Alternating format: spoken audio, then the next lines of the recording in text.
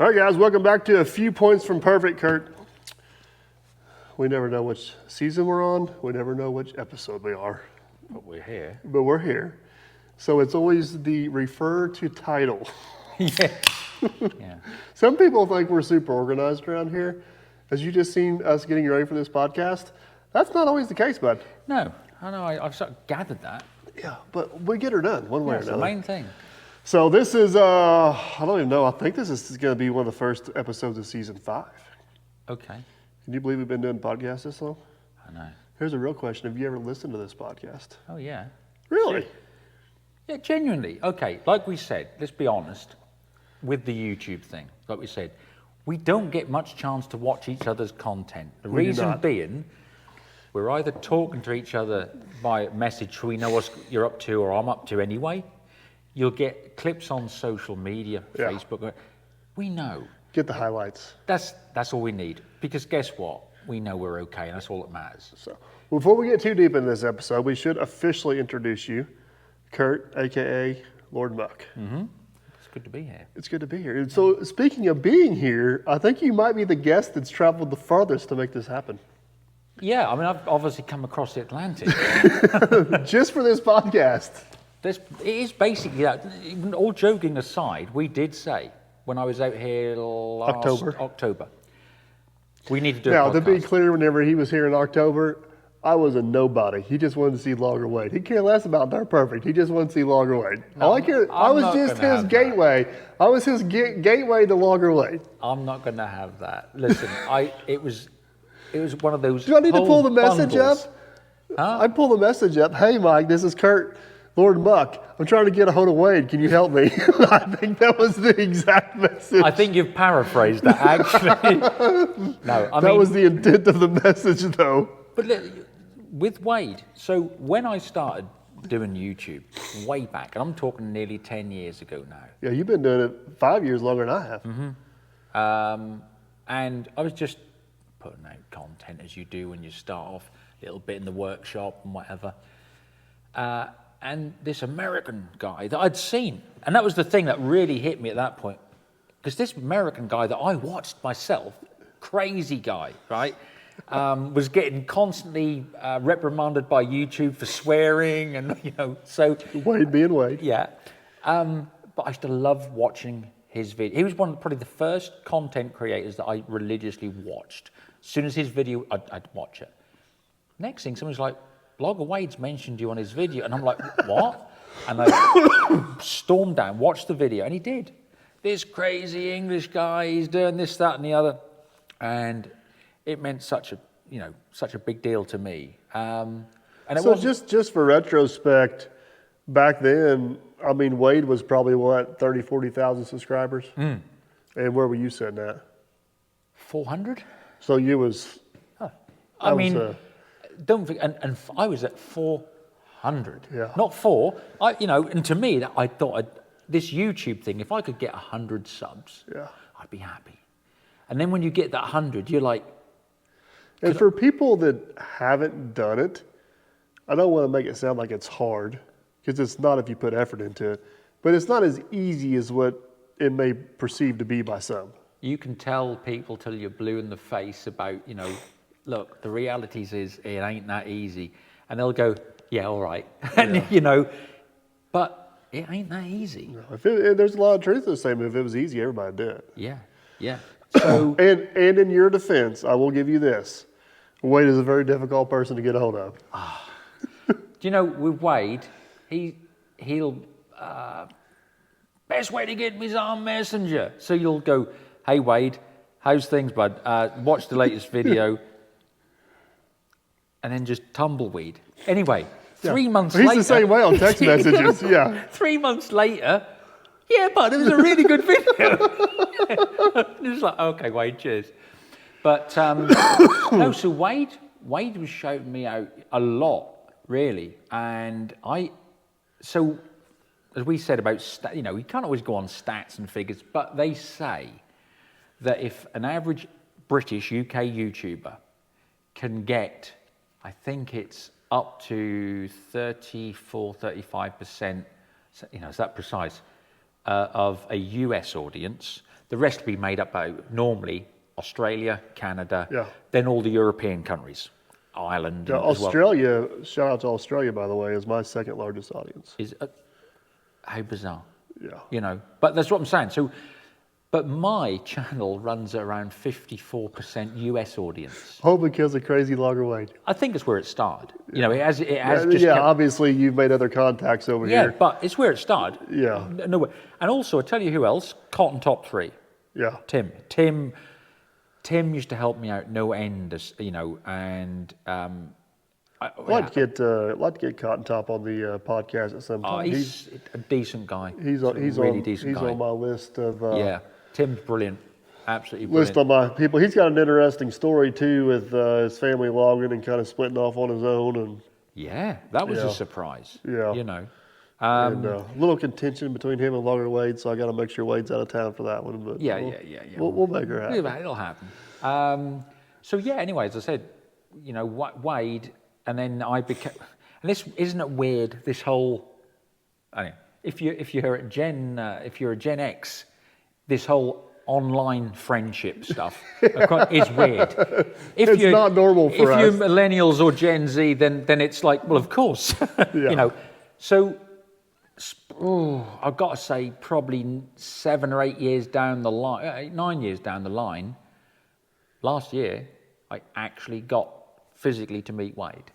And again, that was, you know, that was through you. But it wasn't as bad as... Now, in his defense, I don't have any superpowers to get Wade to answer the phone. I don't have any superpowers to get him to answer a text message. He treats me the same way he treats everybody else. Yeah. Oh, yeah. The only advantage I got is I get my damn car and drive up to his house and knock on his door. There is that. You know, and that's what I did that day because he wouldn't answer my calls either. So I went. He was working down at the on the farm. Yeah. And I drove down there, working down the farm. Drove down there. I said, "Hey, Lord Muck's coming over." And man, as soon as I said your name, at the time, to put it in perspective as well, Wade was off YouTube. Yeah, he was. So exactly, that he's on the next bit. Yeah. So Wade, but I said that you were coming over and you wanted to meet him, and his eyes, like he just lit up, like he was excited. and when we, you know, because there was obviously Chris, Let's Dig, Yeah. you, I, Calamity Kim, and you know, and Matt, Yep. you know, Clint, CNC yes, Clint. yeah, and Your timing would just happen to work out. There was a lot going on right here during it that was, yeah, time. there was the expo and all that. So we, load of guys down here that I wanted to meet, but as I said, Wade, because I'd known in inverted commas him for so long, and you know, we spoke every 3 months once he replied back to my messages. That's just how, as you say, that's how Wade is. But Wade, as soon as he say we're in this group, he's shaking everyone's hand, hi, saw me and just hugged me, you know, and it was brilliant. It was so nice to actually. And here's the thing, they always Wade's say, one of the most genuine people you'll ever meet. and listen, I didn't think he'd be anything other than a really nice guy as he is. But let me tell you something now. In person, if you think Wade is a 10 out of 10, that guy's a 15. Yeah. You know, there's very few people you meet that can be more than great, and he is. So we've covered this many a times, but the whole reason I'm on YouTube is because of Wade. Yeah. And obviously, whenever I started on YouTube, Wade was way up here, and I was just a little bit of a moron down here. And it was pretty common for people to use me to get to Wade. And the most common question I always got, is that how Wade is in real life? You know? And my comment is like, oh no. I said, that's Wade way calmed down on YouTube. Wade in real life is about 3 times. But also, we should, to put it into context, so Kimberly and I were over here actually to see Matt, Diesel Creek, and see her family and stuff that are in the US. And I was due to then go with Kimberly upstate New York, to go flying with my buddy Mark. And he got called into work. And he's like, look, I might be a few days. I said, listen, Mark, don't stress yourself. Right. Go and do what you got to do. And we sort of sat there one night and said, you know, because Matt said, well, Monday, we're going to go down to this expo in Kentucky, Utility Expo. Mike from Dirtbag, we'd spoke on message, you know, and that over the time. We've done that. So that's a funny story one time. Because I think the first time we ever spoke, you posted a picture of me and at Ritchie Brothers. You remember this? Yeah. Oh. So I at the time, do you remember, I was at an auction, Ritchie Brothers auction, Yeah. as were you. I was too. Yeah. And Mike went, hey, are you at the auction, the Ritchie Bros? When I went, yeah.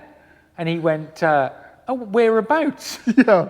And I said, me too. Where are you at? Yeah. It just happened, we're both at Ritchie Brothers auctions. I was in one in Maltby in Yorkshire in England. And I was one in Florida. In Florida. So, and Chris, Let's Dig 18, and I, we'd swapped messages, we'd commented and stuff as well, and watched each other's stuff. That's how I actually got introduced to you. Was Chris shared one of your videos with me? Yeah. But yeah, I think that was the first time we ever interacted. It was like you're the Ritchie Brothers. Whereabouts? Which line are you down? The one sort of 7 or 8 hours further away across the Atlantic. Got me an airplane to get to that one. Yeah. So yeah. Anyway, so we couldn't go upstate. So we go, what are we going to do? And Matt was like, well, we're going to go and see, I'm going down to see Mike and Chris and all that. Why don't you come along? And we literally said, well, we'll have a think about it, which normally means no. Yeah. But we were genuinely, we'll have a think about it, because we're now having to think on our feet. What we're going to do for the next week, because plans have changed. And I said, well, I want to go and see an old flying friend of mine in Ohio. And he was, again, luckily his plans had changed. And he said, I actually know about you. Where are you? I said, about an hour away. Come and see us. So that was great. And as we're driving over there, we went, well, okay. Well, it's about a 6-7 hour journey. If we left on Sunday afternoon, okay, let's do it. And we did. And so when we first met, we met in that diner, you and Chris. And again, as I said, and the timing of this worked out absolutely crazy. Yeah. Because you were driving in from north, Chris was driving in from the east. Do you remember? Yeah. And we all met there within a half an hour of each other. The half an hour of each other. But we had to allow for, we were coming across one time. Oh, yeah. Well, yeah. That's normal everyday math for me. And that was just like, so we're 5 hours ahead. Yeah, well, you would be normally until you go over this bridge. Then you're going to be 6 hours behind or ahead or what. I was like, okay.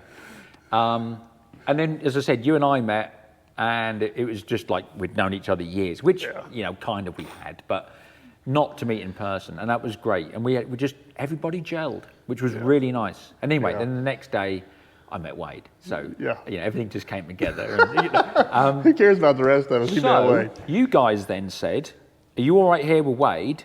We're going to do some other stuff. We'll see you, at the expo later on. Yeah. So you left me with Wade. And so it's just me and Kimberly walking around with Wade, and Wade was showing me everything. And I'm now seeing stuff. Oh, yeah, because that's where we used to park that. And that's where that happened. You could actually, you get visualize it all. You get visualize it all. I think the word's fanboy, but anyway, and I said, Wade, why aren't you on YouTube anymore? And he just stopped. And he looked at me with a look of like he'd let me down, like disappointment. Yeah. And that's the thing with Wade. He genuinely feels that he's got a responsibility, not just to me, but to all his followers. And he went, there's been a lot of changes here at the mill. And he was going through it. There was personality problems with some guy, and he'd swapped them out to this guy and this. And then he'd made the system work better. So a lot of transition. Yeah, and this is the other thing about that goofy guy on YouTube that just laughs at everything, and man, has he got a business head on him. Yeah. And he will take a tree from a piece of woodland, and by the end of it, there's nothing left that hasn't been sold. Yeah. Right? Some way, shape, or form. Incredible. Even the sawdust. Even the sawdust. Yeah. The waste that there's that. And the other thing about Wade's operation, I know he's videoed it all at some point during his channel, but there's nothing that shows you the scale of the operation until you're there in person. Mind-blowing. And I did a video on an overview of Wade's operation, and it just blows your mind when you're actually there. Yeah. And he said, I've had all this going on. I didn't think I was putting my heart and soul into my YouTube. I couldn't upload regularly. And I went, but why don't you go back? He said, that's every time. He said, I've filmed stuff and I just don't download it. He said, because I just don't feel that's good enough. And I said, but people want you, Wade. Yeah. They don't care how The long big thing about videos Wade are. at that point was they just want to know he was okay because he They were quit cold worried. turkey. Yeah, They were worried. And to be fair, Wade was under a lot of stress because, Yeah. of, you know. Yeah, So I did a bit of a video about, I said, I'll show you how much they want you back, Wade. And I did a video saying, look, and I showed the process going on and this, that, and the other. And I went, put in the comments if you want to see Logger Wade's videos to return. To this day, I guarantee tonight I'll look and there's Bring Back Wade. We've done this, but months after, people are still wanting Wade. yeah. So I just said, Wade, just like, you know, a week later, I put the video up. I said, look at the comments. Come on, Wade, come back, you know. And I said, if I can get, you know, a few hundred comments, I'll print them all off and I haven't got that much paper. I haven't, the amount of comments. Anyway, I spoke with Wade, you'd spoken with him, you did the podcast. Yeah, we did the podcast. And Wade put up a video. And it blew up. I said, Wade, the other thing is, you don't have to do every Sunday or whatever. I said, when you've got enough footage. Do a pace that you can withstand. Exactly. And if this week you haven't done anything that you've found interesting, wait till next week. People are there. They're just, that you're okay. That's all they want to care about. And he's back into it. And it's so nice and refreshing to see him back. The other thing is, you know, Wade's getting really close to a huge milestone on YouTube, which is 100,000 views. Yeah. 100,000 subscribers. Yeah, subs, yeah. And he's put 12, 13 years into getting there. And it's one of those things that, I mean, at this point in time, I'm not even at 80,000. I'm at like I think I'm 78 or 79,000. I'm 79,000, I think. Anyway, whatever. Because that, to be honest, the subs thing doesn't bother me. But what does is that I can put out quality content that people enjoy. And Wade just does that as a natural. Yeah. You know, and he should, I know, and that's one of the worst things that people ever say, oh, you should be at 100,000 by now, or Wade should be at 500,000 by now. Yeah. However, he's not, but it doesn't matter, because those that love watching Wade's content are getting full value again now, you know. Well, we got a little bit off subject here, but it's time well spent talking about Wade. But let's back up here a little bit and get a little bit about your history and background and kind of how you come to be a person on YouTube, and then we'll get into the crazy YouTube world, because me and you I think we got a lot we can discuss and maybe give some behind the scenes stuff. So, but you started off, I mean, you've done a little bit of everything from farming to mechanicing to oil fields to pilot. So, yeah, I was sort of brought up in a farming background and earth moving and stuff. Always had dozers and, you know, excavators and say farming and whatever. And always had a lot of fingers in different pies. Yeah. Basically, my background comes from my grandfather. I mean, he sort of raised me and taught me all the stuff I know, really. But he passed away when I was 19, so I was sort of didn't know what to do, but I always remembered what he said to me is, if you get an opportunity, take it. Yeah. And a lot of people say that, but oh yeah, I had this one. But a lot of people pass on that too because they're scared. They do. And to be honest, once he'd passed, I had nothing to lose. Yeah. And I know it sounds I didn't care.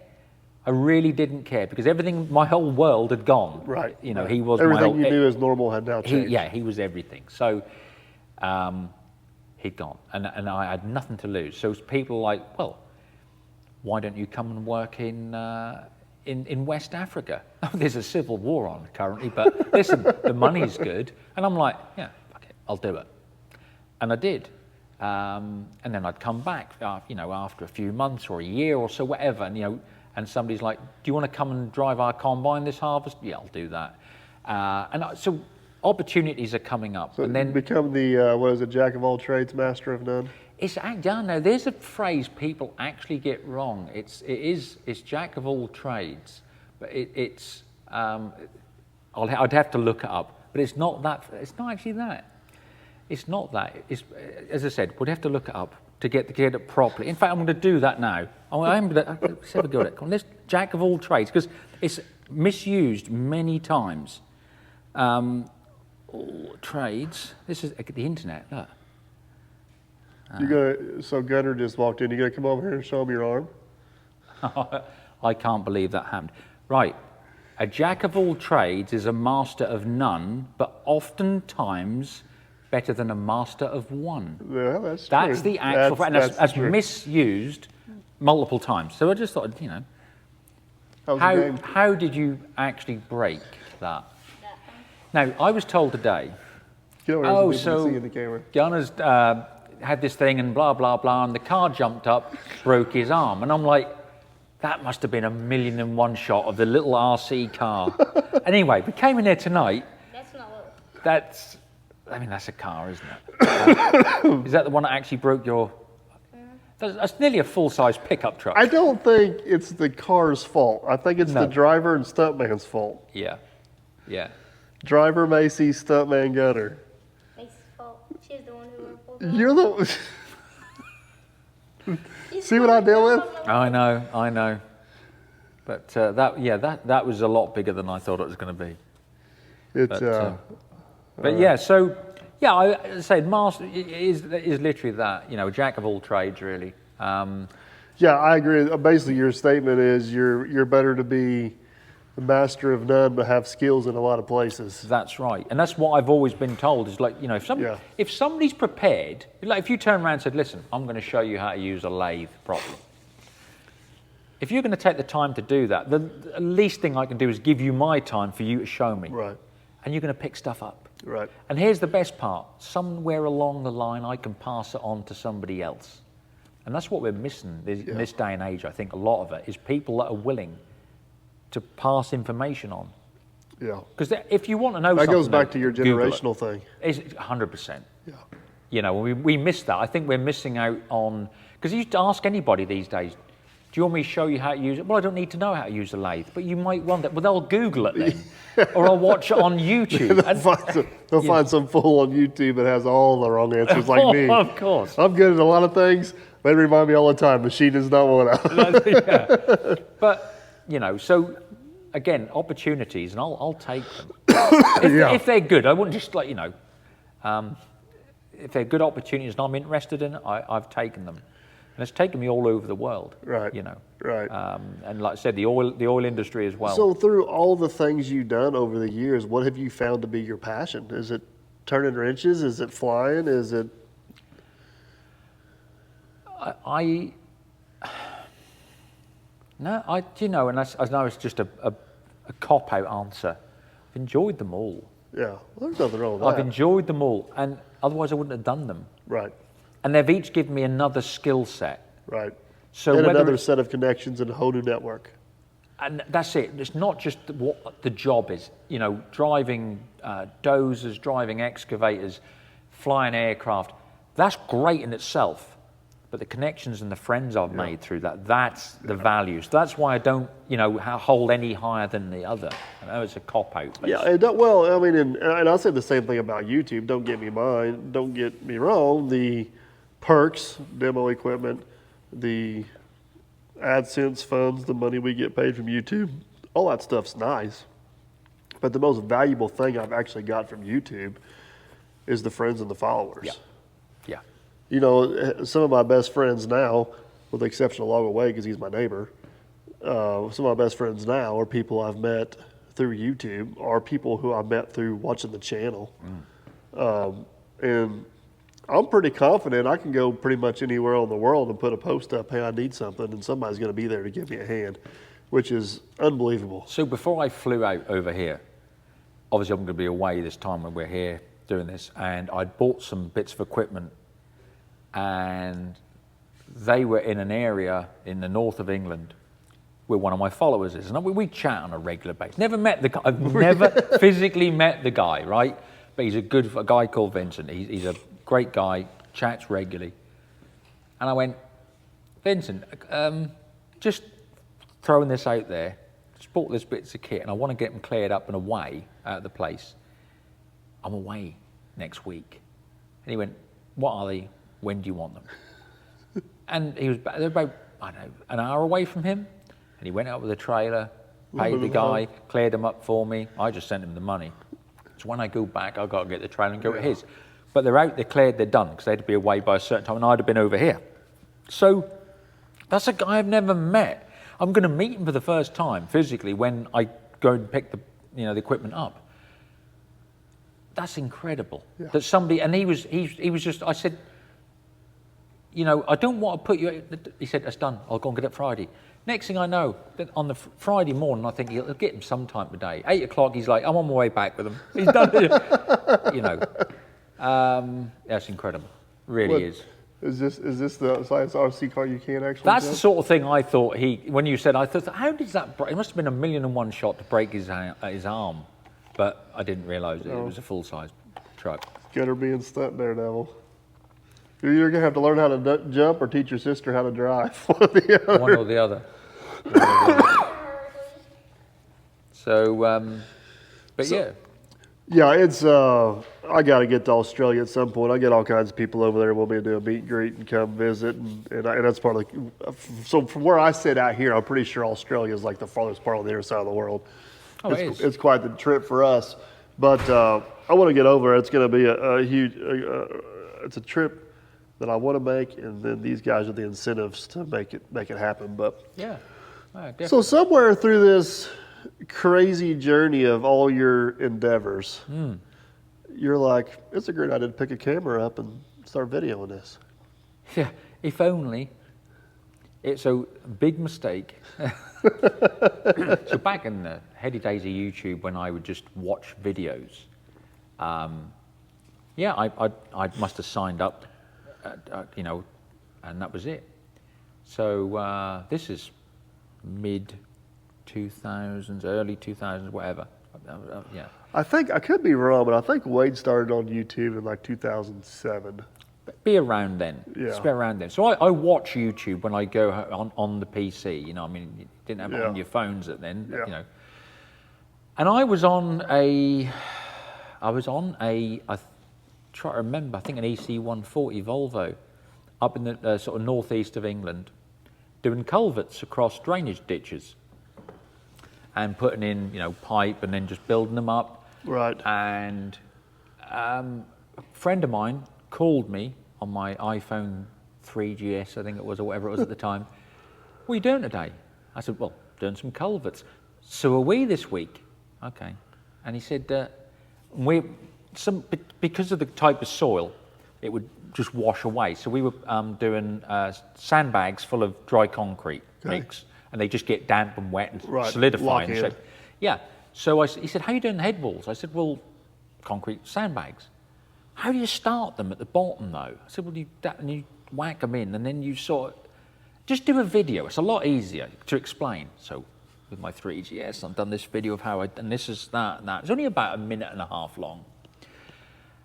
And then, so I try and send by message, and you just get this sending. Yeah, then on email, the Wheel of Doom. Yeah. And that's like, have you sent it yet? He rang me and I went, it won't send. He went, well, upload it to YouTube. And I said, I'm not paying to send you a video.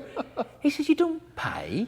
Because I'd never put a video on, I'm just watching the stuff. Right. Which is honestly a common misconception. Yeah, with the whole subscribe. Yeah. Because subscriptions to certain types of gentlemen's magazines you have to pay for. Yeah, exactly.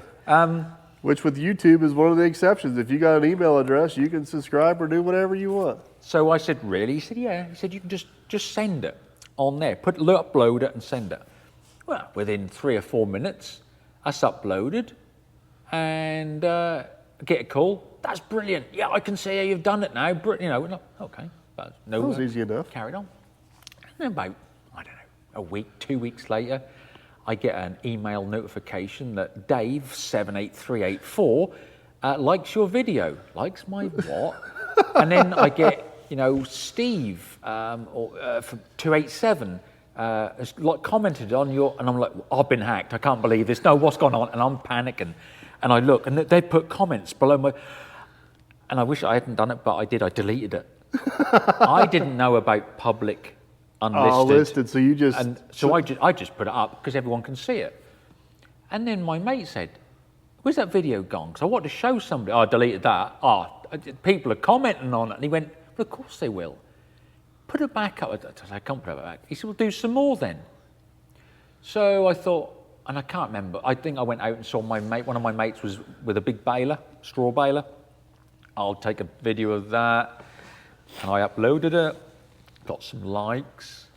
I'll do some more of this. And that's how I got started by mistake, and I disappeared quickly by mistake as well. And so I just did more and more, and then I got more interaction. And as I said, I can remember 12 subscribers. I can remember 30 odd subscribers, and I can remember that 400 where Wade, going back to Wade, that's where he picked me up.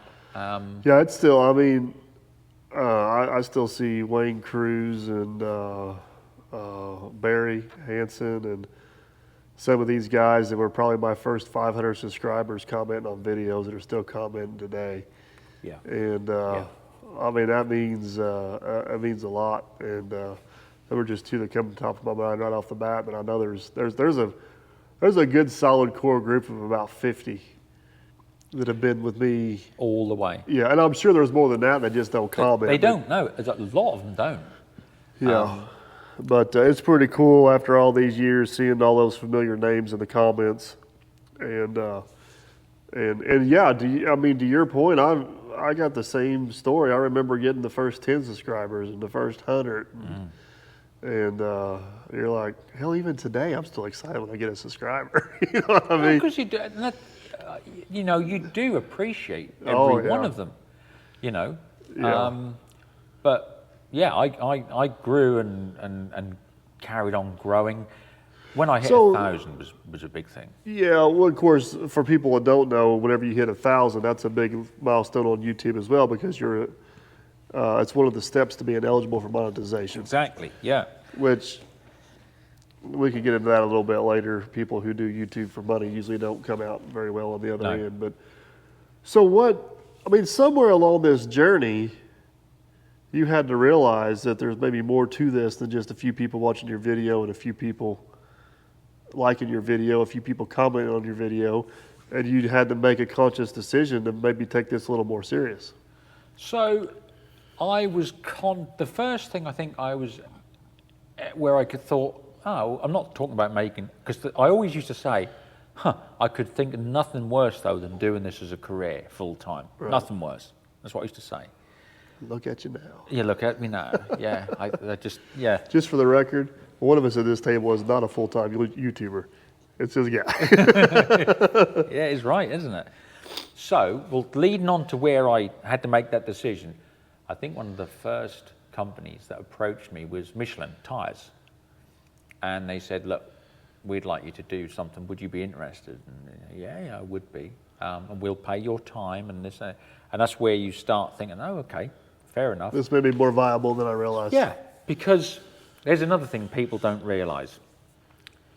As an example, you think yourself, all right, well, I've done a little bit about the DeWalt collection I've got or whatever, and I've shown them how to pump the tracks out on the excavator. If I got an old tractor, I could do a series, maybe 3 or 4 videos of going through it, servicing it, rectifying some faults and whatever. But you've got to buy that tractor. $2,000 later, so £2,000, later.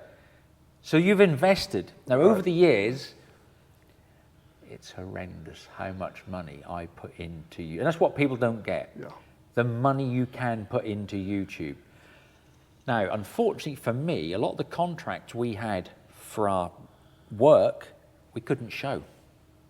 It would have been a gold mine because that was, to this day, would love to be able to show you what we used to do, with some of the excavators and that. Right. But they were government and local authority thing, and they just would not let you put them on there.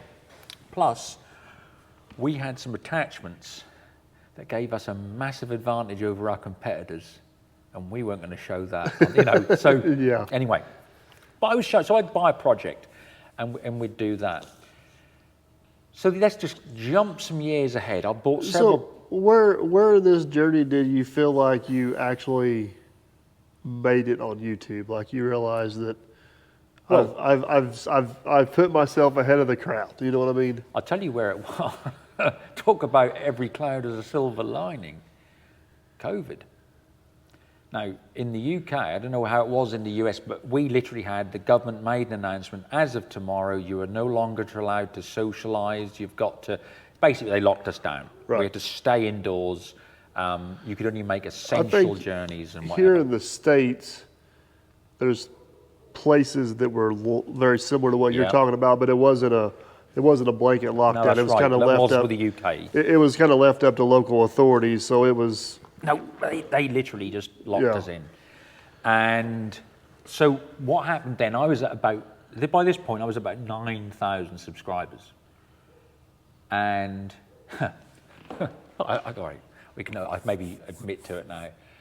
They had what they would call key workers, so essential workers. So, people in nursing, doctors, firefighters, police, care workers, blah, blah. Also, farmers and the mechanics, and fitters to keep the machinery running. And my local neighbour just sort of said, well, our old fitter is too old. He's one of those susceptible, because he was of a certain age, he's like sort of 60. If he did get COVID, at the time we didn't know any different. We got to remember at the time. We thought it was a death sentence. We thought it was a death sentence. So we were told that, you can catch this and you can die. And I'd never died from another cold, but anyway, whatever.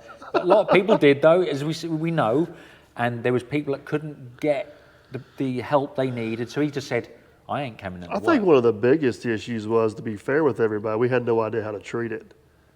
We didn't. Nobody did, and at the time. That was the scary part. That was the scary part. And then we now know that they said, okay, it's not as bad as we thought, but we can control people with this. And it was just like, okay, whatever.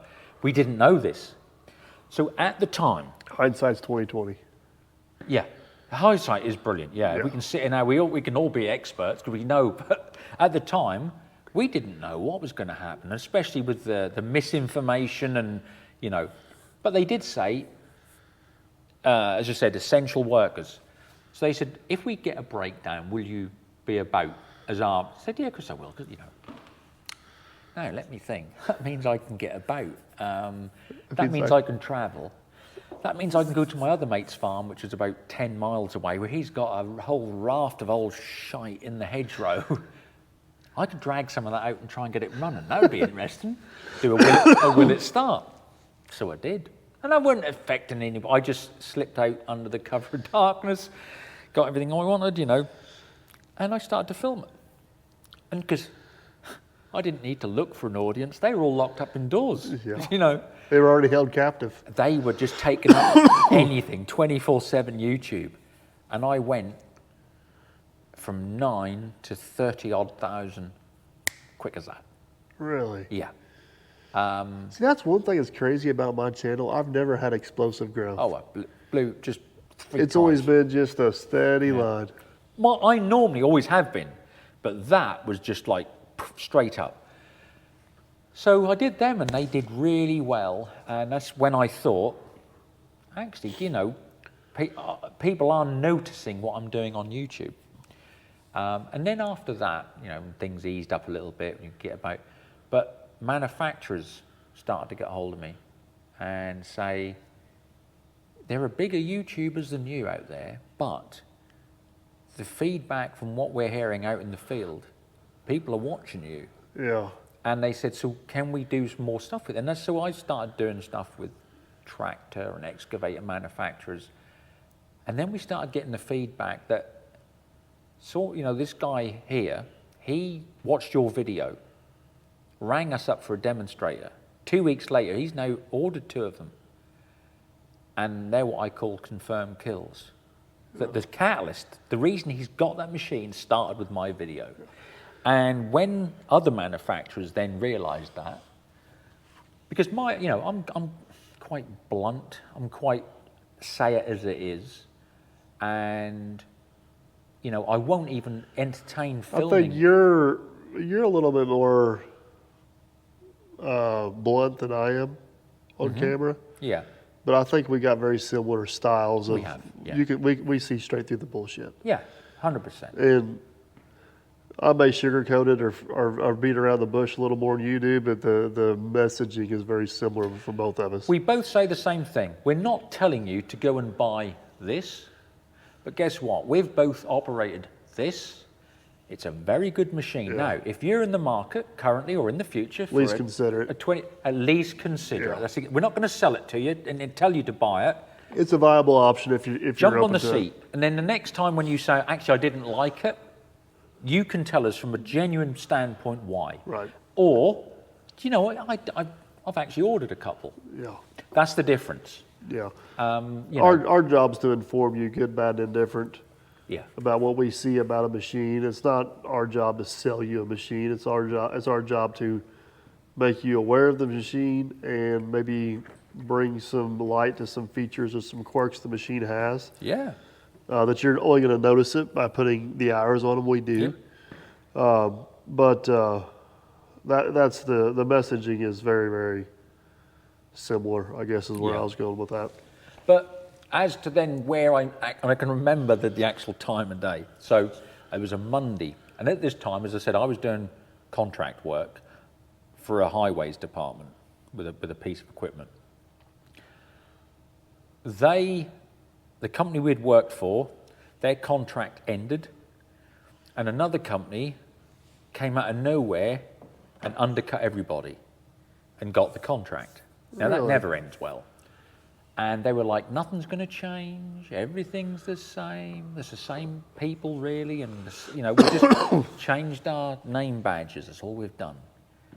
Yeah, I heard No, that no, something. I've heard this before. I've heard this before. And next thing you know, after about 6 months, we'd always ran with everyone making a profit.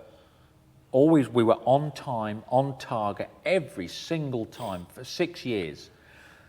Then all of a sudden, I'm being told, yeah, I know you said you wanted 400 tons of material and 8 days. Yeah, I know that's why, because guess what? That's what I need. Right. I do know my job. Yeah, well, we're going to allow you 300 ton of material and 5 days. Yeah, if I could have done that, I'd have said that, right? And they would try to basically, that's how they undercut, because they're gnawing now at both ends of the bone. Not only their end, our end. Yeah. I stuck that for about 6 months, to the point we would then I could forecast that the next time we went in, we would be losing money. So I said to them, listen, you've got to rectify these jobs and put them back to the time scales that I've said and the amounts I've said. Yeah, we'll do that. So anyway, we were about to start another few jobs. I had my mate driving me. I always remember it was a Monday morning. My mate was driving me. I'm sat there doing emails on the phone, as you do, just driving that. And I got this email come through, because I'd sent, is everything been reverted back to what the tonnages and time you have are going to remain the same. There's nothing to change. So I'm on the phone. I said, right, just to get this right, you're saying then we're going to go with your reduced time scale and whatever. Yes, I've spoken to the QS, the quantity surveyor, and there's no change. We're not going to change it. I said, is that your final word? And he was like, yes, I just told you. I said, okay, how many jobs have we got? Well, you've scheduled the next, up till December, this is November. We've got 5, actually. I said, okay. I said, well, after the 5, you can fuck off. And that's exactly what I said. You what? I said, you heard me. I'm done. Oh, come on, Kurt. Just take it easy. Just sit and think about it. Everything will be right. Next season, what we're going to do, basically, we've got double the work for you. I went, double the work at half the fucking price. Just don't hunt with me. It's not working. Well, I said, after the 5 jobs, I'll do them. We are done, and hung up. And my mate driving went, what the fuck are you going to do now? And I went, something will turn up. Anyway, we went and looked. We were going to look at these jobs. So I went round, looked at these jobs. Phone rings. This is the same day. And it was a friend of mine, Peter. He said, been watching your channel for a while, and this, that, and the other. Would you be interested in doing a few films for Ritchie Brothers? And I went, yeah. I got all the time in the world now. Yeah. And I then thought, right, this YouTube channel now, I've done supporting it, buying content. Right. It's now got to stand on its own two legs. If it don't, I'll go back to just doing it now and again, you know, just occasional, Right. and I'll do something else. I'll you know, do some other business. But it didn't. It just grew, and it's grown and grown and grown So since then. what year did all this go down? It was in November, and I'm going to say, what we in 2024, 2020? I think it was 2020, November 21. So you were probably, what, 50, 60,000 subscribers? About that. I think I was about the 50,000, yeah. Somewhere in that neighborhood. So, well, I'm going to transition this slightly, and I'm going to let you take the lead on this. I want to see which direction you go. And, you know, you've talked about you've mentioned the corporate opportunities you've had with multiple different manufacturers, multiple different companies, multiple different entities, Ritchie Brothers. We've compared notes quite a bit. I've had a lot of similar experiences, I guess, with even some of the same companies. Yes, we have, yeah. And I want to bring this around to, you know, potential YouTubers or potential people that may be in our position one day, or educate you guys a little bit on maybe how this works. And that's the quality of the view. Oh, yeah. So there is platforms out there, YouTube's not one of them, where you can just straight up buy views. Yeah. There's also clickbaity stuff you can do to get views, but nobody ever actually watches them. Yep. So if you are, let's just say you own a company and you want to promote something on YouTube or promote something with any social media influencer on any platform. The number of views they get, the number of followers they get, don't always correspond to the results you're going to get. Is that a good way to put that? 100%, definitely. Because at the end of the day, if you're going to engage with a YouTube channel, why are you doing it? Look, you want to get your product or your service out there in front of your potential customer base. That's what you're doing it, isn't it? And the reality of it is, you've seen it firsthand. I'm going to use you as an example compared to me. I think this is fair enough, but a smaller channel that has the proper audience and following and engagement with their video is going to have a better result for you than going out and finding a channel that has 1 million followers and gets 100,000 views per video that are random people that don't even have interest in what you're promoting. The biggest, when I was, you know, and this is just a fact, like, so I'm, as we said, approaching 80,000 views. You could, and 80,000 subscribers. Yeah, 80,000. Yeah. So 80,000 subscribers. My average, I suppose, I always like to see within 7 days of a video going up is between 15 and 20,000 views. That might be 100,000 views. 1 week it was 600 and something thousand views. But I like to see 20,000 views. Now, you can get a channel that, if I'm at 80,000, is 800,000 subscribers. And they're getting, if I'm saying 20 or 30,000, 200 or 300,000 views. Well, as a company, surely I'm going to invest with the guy that's got the... Hang on a minute.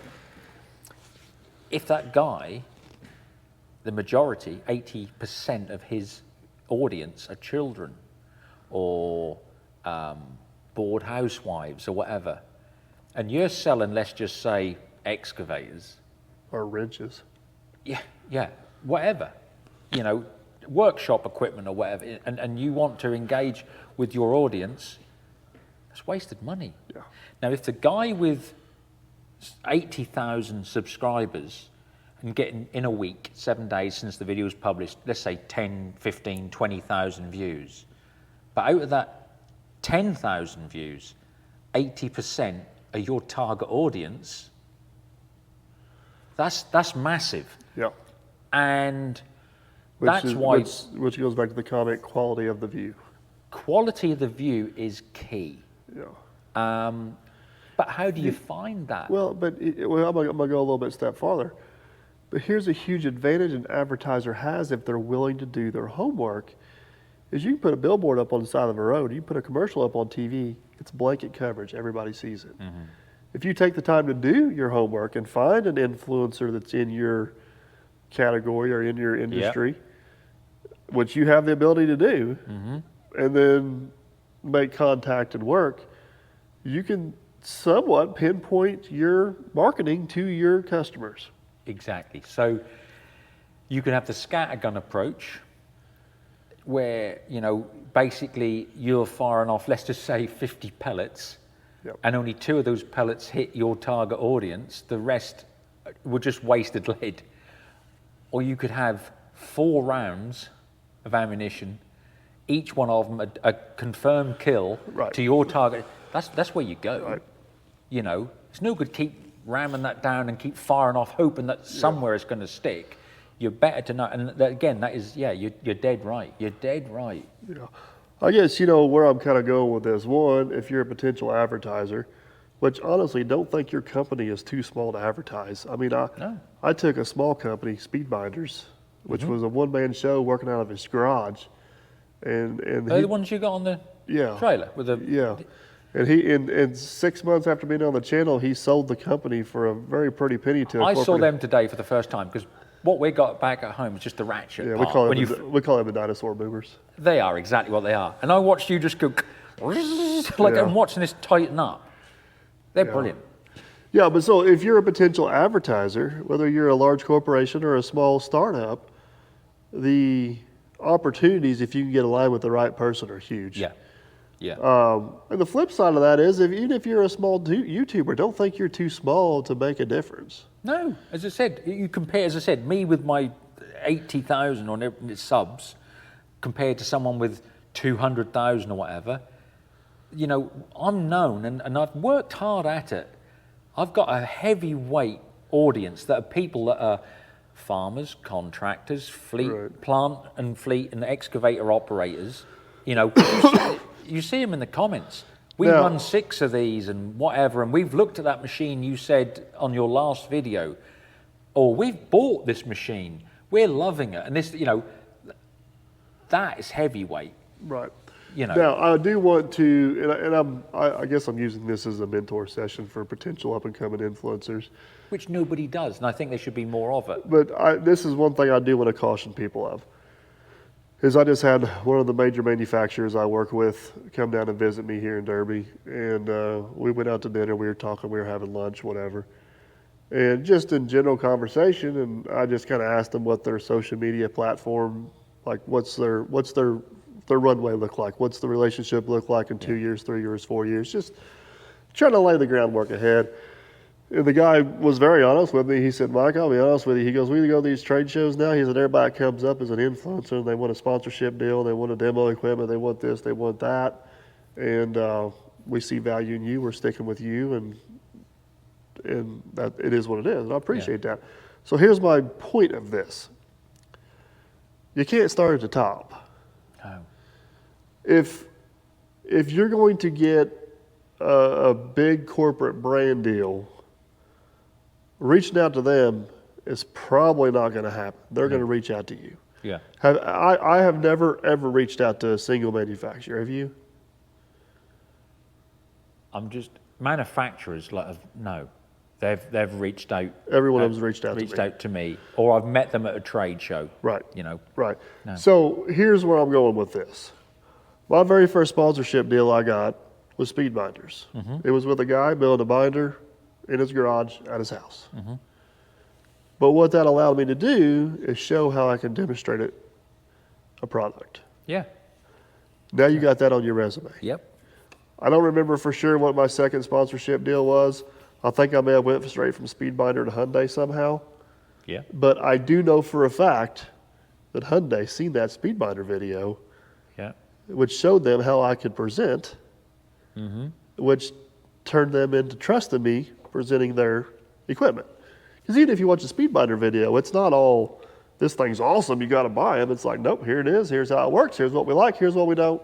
Take it or leave it. So here's where we've spoken about this, obviously, several times. You can get approached by people So that's great. So you've been approached. That's wonderful. Don't just snatch at it, grab it, sign it, and go. Now, I've been approached by some global companies to do some stuff, and I said, okay, yep, that looks good. Because here's the thing, and I know people say, you're just splitting hairs. So I don't do all this for free. When I'm working with big companies, I'm not saying to you, but I will charge for having their product on my platform. Why? Well, when I go into the superstore to buy my food, they expect to be paid. And I can't, if I was going to do something for this, I might be filming this for sometimes 2, 3, 4 days. And then the editing might be another 5, 6, 7 days. That's what people don't understand. They think you literally just do 20 minutes. That's a 20-minute video. You must have filmed it for 20 minutes and put it up. So in full disclosure, this is where you and I differ greatly. Yeah. Which neither one of us are right or wrong. No. This is the nice thing, is that we're open about this. Yeah, because I have been paid by large companies. I have been paid by manufacturers. Yeah. But it's not to video their equipment. No. It's for your time. It's for me to appear somewhere. So I've been paid for appearances, not for any of this equipment. So where am I going with this? So you're getting paid to present their equipment. So, this is where everyone will go, you'll just say whatever they want. Yeah. And anyone that knows me will tell you this. I don't need their money because I've got other businesses. So, it's not like, right. I'll do anything, just please give me the money. People say, well, you're paid to review that. No. I charge to have them, to allow them to have their machine on my platform. Well, it's the same thing, you're splitting hairs. No, I'm not. Because I set the rate. And here's the thing. So people say, okay, we'll go with you. Then, we'll accept your charge for you to review our machine, whatever it may be, on your platform. Yeah, okay. So, here's what our marketing people would like you to hang on, whoa. Yeah. The reason you've come to me is because, as we said, I'm fairly just blunt to the point, and my audience trust in what I say about the machine. So no, I won't read your script. Yeah, that's where me and you are very, very similar. If Yeah. they come with a cue card, or if they come Not interested. if they tell us what we're going to say, Not interested. Not doing it. And this is now, as I said, that day where I basically told one company to shove it and went and did the Ritchie Brothers contract, and later on the week, but that day, that afternoon, that is where my YouTube is a company, it's a business. As I said, I go and review stuff, and you would not believe, I have to pay people to come with, because I won't just fly a drone myself. We've discussed radio control stuff, you, me, and Aaron. That's for another day. So I have a guy comes in and does my drone work. I've got to pay him. His travel, if he's got a night out, and for his services. And he'll edit it and he'll send it to it. I've got to pay for that. I have to obviously get to the place where we're going to go and film the machine, the location. Sometimes I have to obviously stay out. So you can see why suddenly I can't just go, okay, give me a baseball cap and I'll do it for you. It's a business. But if I agree to look at your machine, I want no input from the company. All I want from you is, yes, the money's on its way. That's it. And guess what? Here's, that's what we do. Because I run mine as a business. So, as I said, and I'll never tell you to buy one. So here's the other thing, due diligence. I've been approached by other manufacturers, and I don't think their machines are a lot of good. And that's where it stops. Yeah, but we've got a budget, and we'd like to spend it. I don't care. I don't have the time or inclination because, so you do your due diligence. So is it a machine or a company that you respect or I respect, yes or no? If you pass that one, you're on the second one. Have they got a product currently that I and my audience would be interested in? And the third one, and this is where several have fallen. Are their marketing team, social media and marketing team, are they genuinely wanting you to look at their machine honestly and review it, or are they just ticking a box? Yeah. If they're ticking a box, again, we're done. Yeah. Well, that goes back to the quality of view. They just want 100,000 views. They don't care how good they are. Whenever they don't realize they get 10,000 views and get better results. Or I can 10, 20,000 views in that first week. If somebody turns around and goes, "You seen his video?" "Yeah. Didn't look too bad, did it?" "No. Give the dealer a call. Let's see if we can get one on demo." That's it, job done for me. That's up to their salesman then. Yeah. I'm not there to sell machines. I'm not a salesman. Yeah, at that point, our job is product recognition. Yeah, and think of it another way. People go, "Oh, well, as I said, they're paying you to say," well, they're not me. You can talk about other YouTubers, whatever, not me. And then they'll say, "Yeah, but you're going to say," "No, I'm not." And if they did a review with a presenter and a camera crew, and they went, "Do you know what? That cost X amount for them to have that camera crew there for 3 days and that presenter," you'd think nothing of it. Right.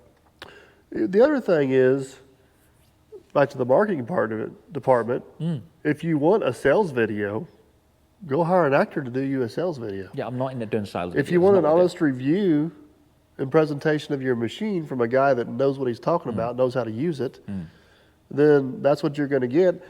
Me, being on the other side of stuff, if I'm shopping for equipment, I don't go to Case's or Hyundai's or Volvo's or John Deere's corporate page No. to look up what they got, because they're going to tell you it's the best one ever made, it's the fastest, it's the most powerful. They all say that. Every one of them makes the best of everything. I go and find guys on YouTube that are running them that aren't even trying to demonstrate the machine and just watch the machine work. Yeah. You know what I mean? If you know what you're looking for, you pick up on stuff pretty damn quick. There's nobody is going to watch anything I do. This is the other point. Nobody's going to ever watch anything that I do. If I was going to review this machine here, I'd get in, I'd tell you what I would tell you about is how it feels. Yeah. The stability, how it digs. Servicing, the big thing with me is servicing. How easy is it to service? Can you get to stuff? When you've done an oil change, things like that, in the field, it's a big thing. And then the overall machine. Now, at not one point do I say buy it. That's down to the salesman.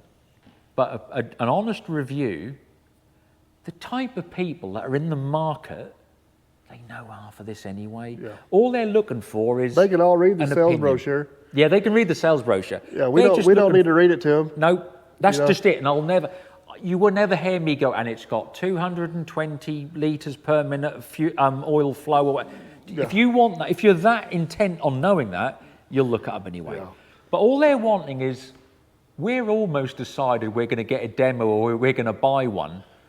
What does he reckon to it? They just want that extra nudge one way or the other, and that's all I'm doing. But like I said, I'm quite open about it. I think you and I are very, very similar, as well as probably turn down 2/3 to 3/4 of the opportunities that come our way just because they don't.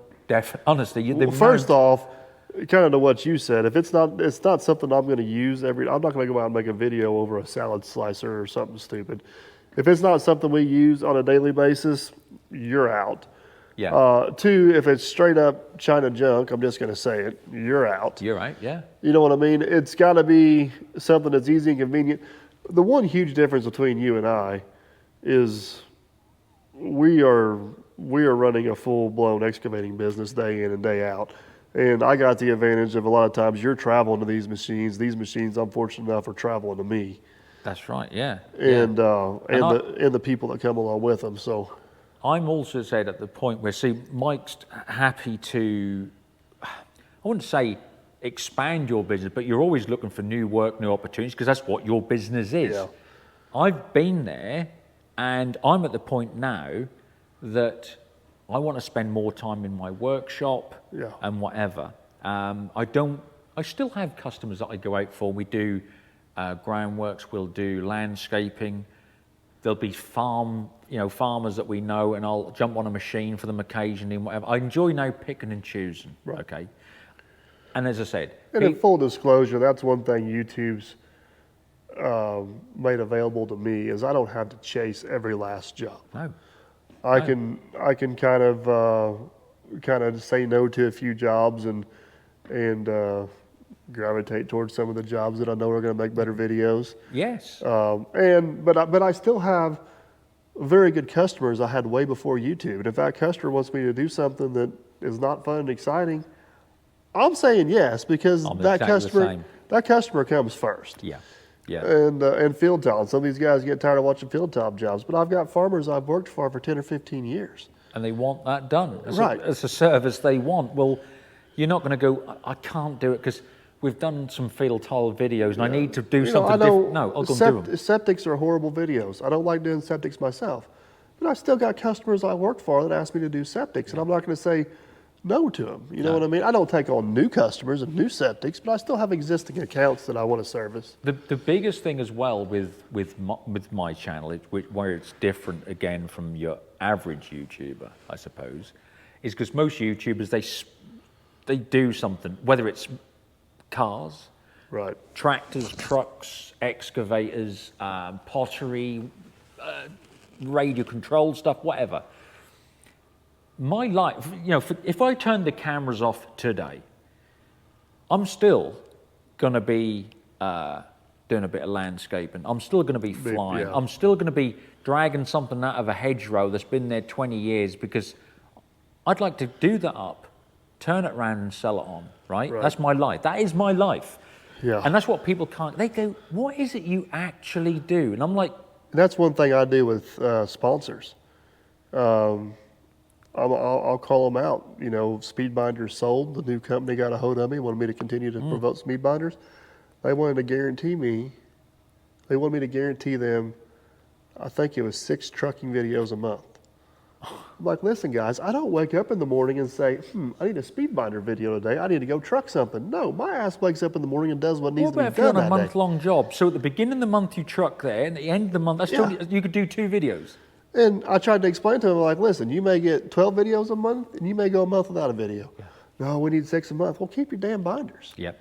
I ain't got time for your bullshit. Yeah.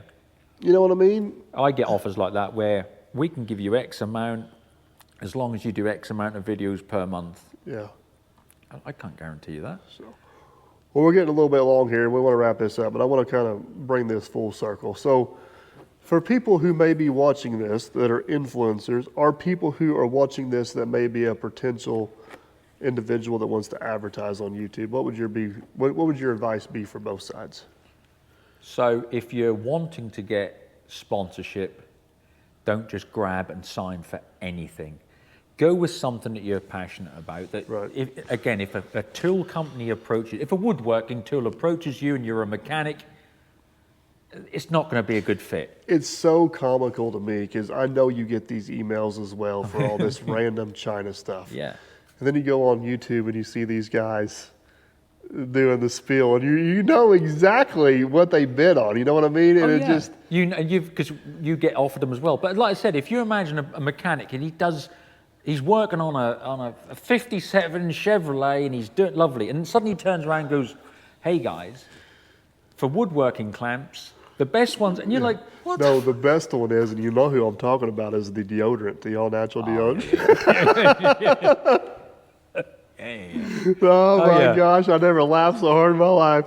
But I still got that screenshot on my phone of him holding it.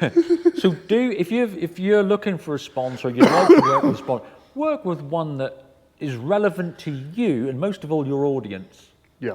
It's like when a quick one, a flashlight company that I worked with, they said, "We've got this really good flashlight, we'd like you to look." And what they wanted was it to arrive, me to go, "This is the best flashlight I've ever had." I said, "No, I want that for 6 months. I'm going to use it. If it's good," and that's exactly what they went, "Okay." Now I did that. I literally didn't, I just took out the thing. I used it in my toolbox for 6 months. And then I did a video. I said, "Do you remember this when I first showed you this 6 months?" And I said, "I'll do a review if it's any good. This is brilliant." And it is one of the best flashlights I've ever had. It's the Unilight ILR 925. And you can sort of bend the angle. It's phenomenal. Now, I would advise my viewers to spend their hard-earned cash on that. Why? Because I do, and it's brilliant. But I'm not going to unbox something and just read the spiel and say, "You spent." No. So that's a big thing. Read the cue card. Yeah, make sure if you want to sponsor it, make sure it's something that's relevant to you and your audience. Those viewers, if you're an influencer, those viewers are way more intelligent than you give them credit for. Yeah. They know exactly. Yeah. Whenever you're saying something that ain't natural, that wouldn't normally come out of your mouth. Yeah. They can pick up on it. Now the other one is there is also, let's just say a product sponsorship. They want you to do it. They'll pay you for a 2-minute segment or a minute and 30, whatever. As long as again it's something that you believe in and is relevant. Don't just try and I drink milk to remain healthy, and just try and be sly. Just you're working on your machine. Just stop and just go. By the way, just want to let you know about milk. I like drink. To be clear about it. Don't try and slide it in or hide it. Just be open about it. Let them know I'm advertising this stuff, and there we are. Right, back to this. Yeah. Be clear cut about it. Don't try and fool your audience. Goes back to the intelligence of the audience. They got a lot higher IQ. They have. And if you are a business owner and you want to get your product onto a platform, go for somebody. Don't try and get it in with I'll use it as an example. If you want to look at a product, don't try and get in straight away with someone like Whistling Diesel or something. That guy's massive. He's busy. Think of the companies that are trying to get on his platform. So don't ignore, though, the guy with 3,000 subs. But what he does is use your type of product to the nth, right? Yeah. Speak to him. Now, he may not have as much reach, obviously, with 3,000 subs as the guy with 30, but the guy with 30 may not even be interested in your product. Don't turn that small guy away, because you only need maybe 2 or 3 sales from his 3,000 views, and you've made your money. Yeah, the other thing is, even with the smaller guy, I don't want to encapsulate everybody on this, but there's a better chance he's going to put more effort in doing you a good 100%. job Yeah. than a guy that's just got it down pat and knows how to hit and I'll just take the check again, and I'll go check the boxes. And the next week, he's doing your competitor's version of your product.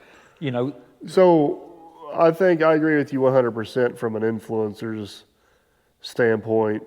The way I always say it is if you cannot use that product organically in your video, then it does not belong on your channel. No. Or if it is something where, as we said, is complete, don't try and slide it in. Literally, do it at the end. Or for example, if I'm down there building a lake and I stop in the middle of the damn job to tell you about this new solar generator. Yeah. It's a sales pitch. Yeah. Now, the flip side of that is if Captain Kleeman's putting an outdoor shed in and he wants a solar generator, well, it makes more sense in that video. It works organically in his video. That's right, yeah. From a company standpoint, I think your point is also spot on. One, doing the research with an individual that aligns with what you're trying to promote, whether it's jewelry or makeup or tools or whatever it is, and be willing to think a little bit outside the box. We're an excavating channel, but we do as much shop work as what we do excavating a lot of times. I thought you were going to go about the makeup. And automatically I'm thinking of Aaron. But the other thing you need to do, and if you do the first step properly of doing your research and aligning yourself with the right person, let them be themselves. Don't put stipulations on them. Don't tell them what they got to say or not say. Give them the product and let them be creative with it. You've obviously done as you should do, your due diligence, your research. This guy, you know what? I bet he could use one of my products. I like you're not going to go someone know that you don't like their style or you don't like them as a person. So you've obviously liked their channel, their product, the way they do things, their content. So let the guy do his thing his way. He knows his audience better than you do. Right. So, he sees the comments, he sees the interaction. He sees it all, doesn't he? He knows there's no way, and he's got access to things that you don't as a consumer from his side. Yeah. So, and whether you're an influencer or an advertiser, and I've been reminded of this twice, and I've screwed up, the power of social media is way more than a lot of people realize. Oh, it's everything these days. My first, I don't want to call it a mistake because it wasn't a mistake. It was a learning. First learning experience was Yeah, so buying the dozer, CNC equipment. I was very honest about my experience. Yep. Clint to this day will tell you I didn't lie about anything in the video. But that video aired and Clint got lit up. Yeah. You know? But and obviously there's a podcast about this and Clint and I are great friends and he's a good guy. it's all worked out and it was, you know, I've screwed up jobs. Clint screwed up a job. Shit happens. It's not the shit happening is the problem. It's how you deal with it. And that is, again, where, somebody say, well, you have a mistake, but if that guy stands by you, you're going to recommend and say, listen, Yeah. you know, these things, anything in here can break. Now, that's still over there because they just said, we're not answering your calls anymore. Right. However, that was replaced 3 times and they got it right. That's the guy you're going to recommend. Right. You know, Anyone can have a mistake. The other one was truckpipesusa.com or truckpipes.com. I don't remember what it was now, but we bought exhaust parts for Bubba Dump, and they sent me half my parts, wouldn't give me half my money. And honestly, it was all in good fun. We were just joking around or whatever, and those viewers went to bat for me because they crashed their website. You know, The power of social media. It's the reach. Sometimes whenever it's just you and that camera walking around, you forget about the massive crowd on the other side. That's because you know there's 2 people in this garage, but there's 10,000 people watching or whatever right, it is. Yeah. It's a lot more in the hands of the right people and the right combination of product and an influencer. I think it's the most valuable advertising tool available to everybody. Definitely. Because especially as a company, look, you can go shopping for whoever you want. Yep. You know what I mean? Yeah. It's, I don't know, especially if you're a startup company or you're a small company. You just get your name out there. The opportunities for you are through the roof. And a lot of these influencers like yourself and myself, we're just normal people like them. We don't have... And again, I think this is where you and I are exactly the same. What a lot of people say to me, and they've heard them say it to you when we're, you know, events or whatever it is, you know, oh, wow, that's great. I don't think I thought you'd be the same. And, you know, that's what they always, and you're like, why wouldn't I be? Yeah, I always tell everybody I'm not smart enough to be an actor. No. Well, hell, half the time I can't even play myself. No, it's true. Yeah. And so again, that's you see is what you get. Yes, exactly. So it is an amazing tool to use, social media, for the good. We know there's a lot of bad stuff with social media, but it doesn't have to be that way. Yeah. And, you know. That's to wrap this thing up, that's the one thing I want to probably stress as an influencer, and Logger Wade's made these mistakes, we've talked about them. You need to stay, I don't know if neutral is the word, but there's certain topics that are not going to do you or anybody else on the platform any good. No, well, we know what the 3 really big ones are, you know. Gun, politics, and religion. Religion, yeah. We've all got our own views on this, that, and the other, but we're not here for that. We're here to look at this pickup truck, that excavator, this hand tool. Right. And that's something we can all come together on, you know what I mean?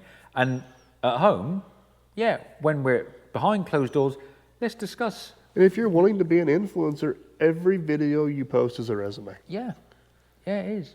It is. Yeah. It is. So there we are. Well, Kurt, man, I sure appreciate you flying all the way over here for this. It means a lot. I mean, as I said, I got to meet Wade again, and you know. No, use me as Wade's doorman. The doorway to Wade. No, it's been something as I said, because I genuinely, when I'm driving up the road, I've got podcasts on. Yeah. And the people you've had on, and that, you know. So you got your presence on YouTube and social media is Lord Muck. It's Lord Muck, yeah. We've got a few podcasts on our other channel, which is called Talking Point. Me and my colleague George. Talking spelt Torq. As in. You'll have to send me links to that. I'll do that. I can do all that. But yeah, Lord Muck. You can find me Instagram, Facebook, and obviously on YouTube. And here's the thing. If you would like to see some of the behind the scenes stuff and you want to support what we do, because we support a collie dog rescue charity. That's where a lot of the money goes that we make. We support them dogs that need rehoming and stuff. But you can get me on the Patreon channel, which is patreon.com/Lord Muck. And that's where we do a lot of the behind the scenes stuff. Yeah, he's been filming. He's been down here with me all day today. He's got all kinds of behind the scenes stuff. Yeah. I don't know if any of it's worth posting or not, but Yeah, there is. You've done some good stuff today. You made some good content. So, it was a normal day at the office. Actually, it was a good day at the office. Nothing broke. nothing broke, and we got a lot done. Yeah, You got a know, lot done. We've but- kind of been in calling for rain tomorrow, so we've kind of been in a mad dash to wrap Yeah. some stuff up. So, well, speaking of wrapping stuff up, unfortunately, we're going to have to wrap this one up. But thanks again for coming over. I'll link all of his stuff down below. Be sure to go check him Appreciate out. He's, like I said, he's probably one of the first ones I kind of started following a little bit whenever I got. Everybody thinks I'm crazy because I've known Wade my whole life. I never watched a single one of his videos until I started YouTube. Yeah, that's what I'm saying. I always That's the tell way it everybody goes, I got isn't it? real life Wade, and I still don't watch a whole lot of YouTube, not because I just don't have time. I just don't have time. Free time? so- Okay, we'll do a podcast. Free time, I'll do some editing. Yeah. Our service on equipment, or Yeah. you see my front hill's half mowed and has been for a while. yeah. So, all right. Hope you guys enjoyed. Appreciate you watching and listening.